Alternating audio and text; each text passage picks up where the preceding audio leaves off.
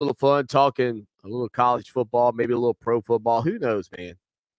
I will say this for the critics of the college football playoff, and there are many, and there probably should be, and I am certainly one of those in some respects. I do think that you can gain an appreciation for what the college football playoff could be over the next couple of weeks as we close in on the NFL playoffs. And as I've said here for not days, not months, but years, whether it be in the BCS era, whether it be in the college football playoff era,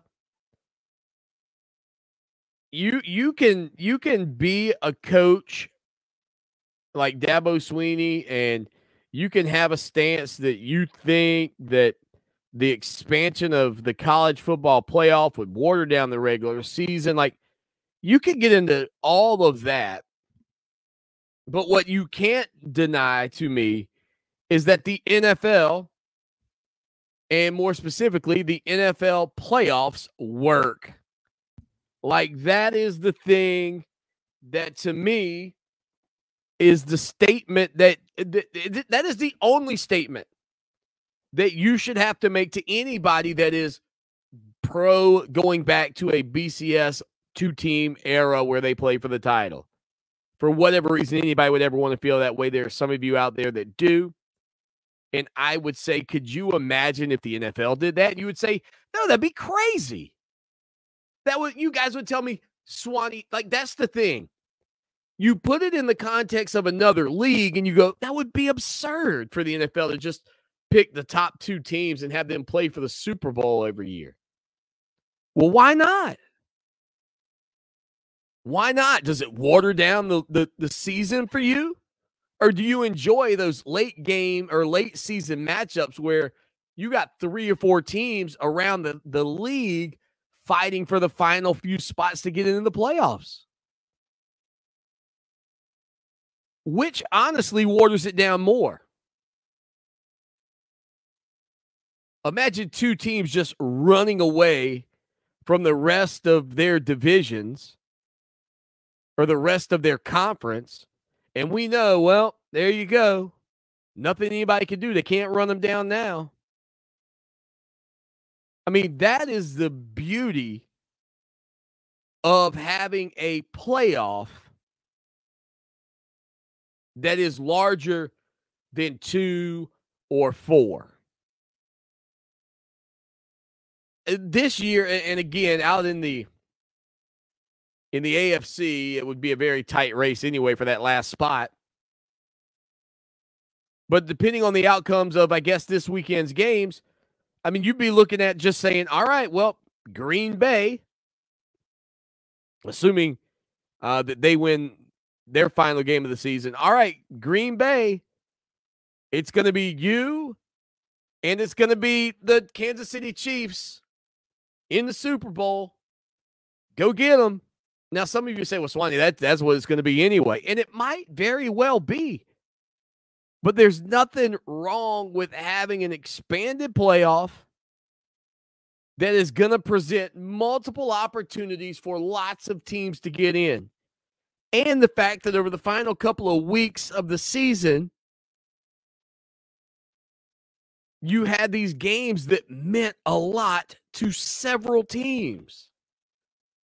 Right now, at the end of the college football season, I've always said, I can't tell you who these games mean a whole lot to. And you'll tell me, well, they mean a lot to all these guys.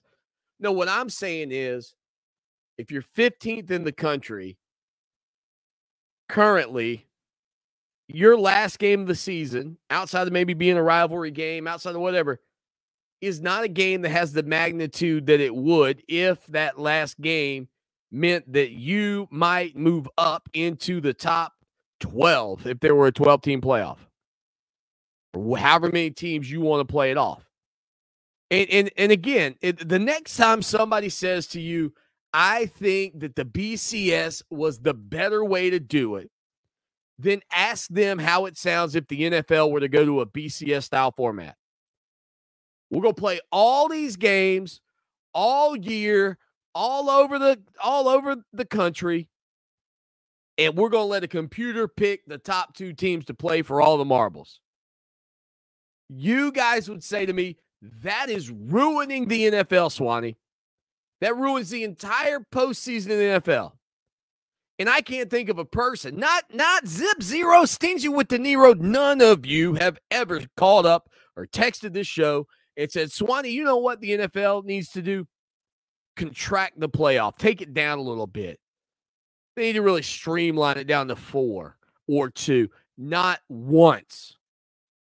And if I were to suggest it on the air that be a move that was made, that you want to go back to Jim, John, Jacob, Jingleheimer, Schmidt, or whoever it was that came after me the other day about my credibility, man, you bebop on the air and start talking about taking the NFL down to 2 games in a BCS format, or excuse me, the 2 teams in a BCS format in 1 game for all the marbles.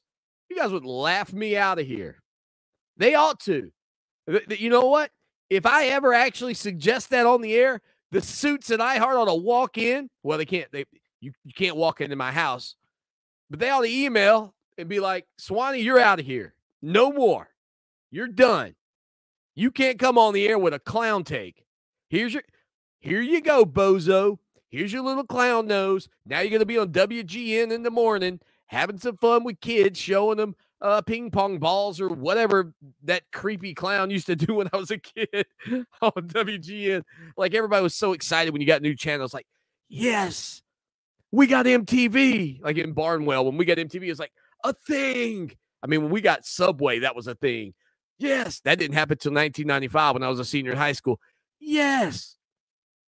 You got WGN, you're like, sweet, a new channel. Then you turn it on, you see that creepy Bozo the Clown show. You're like, no, not anything but that.